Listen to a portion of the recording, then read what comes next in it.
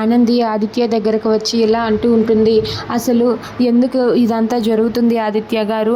అక్కడ దివ్యని ఎవరు తీసుకుని వెళ్ళారు? దివ్యని నాకు తెలియకుండా తీసుకుని వెళ్ళటంతోనే తనకి అక్కడ ఫిట్స్ వచ్చింది. తను అక్కడ చనిపోబోయింది తెలుసా? నేను ఆ సమయానికి వెళ్ళి తన చేతిలో తాళాలు పెట్టకపోయి ఉంటే ఈ పాటికి దివ్య ఏమై ఉండేది? ఒక్కసారి ఆలోచించండి ఆదిత్య గారు. నేను చేసింది ఏమైనా తప్పుందా?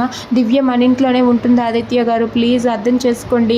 తను మన ఇంట్లోనే ఉంటే మళ్ళీ మనిషి కాగలదు. అలాగే తన గతం గుర్తుకు వచ్చి తన గతం గురించి మనకు చెబుతుంది. అంతవరకు మనం మన ఇంట్లోనే ఉండనిద్దాం ఆదిత్య గారు. ప్లీజ్ చెప్పింది అర్థం చేసుకోండి. నేనేం చేసినా ఆలోచించే చేస్తానని మీరు నమ్ముతారు కదా ఆదిత్య గారు.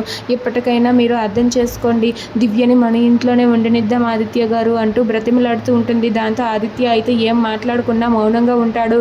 ఆనంది నిన్ను నువ్వే చెరుపుకుంటున్నావు ఆనంది.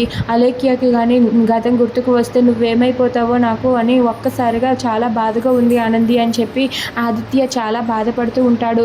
ఇక ఆనంది మాత్రం దివ్యకి కోలుకునేంత వరకు మన ఇంట్లోనే ఉంటుంది, అది ఖచ్చితంగా చెబుతున్నాను అంటూ ఆదిత్యతో అంటుంది. దాంతో ఆదిత్య అయితే సరే ఆనంది నీ ఇష్టం, దివ్య విషయంలో నువ్వేమంటే అదే అని చెప్పి అంటాడు. దాంతో ఆనంది అయితే థ్యాంక్స్ ఆదిత్య గారు, మీ ధైర్యం చూసుకొని నేను అత్తయ్య గారితో అలా మాట్లాడినా అని చెప్పి అంటూ ఉంటుంది. If you like this video, please subscribe our channel.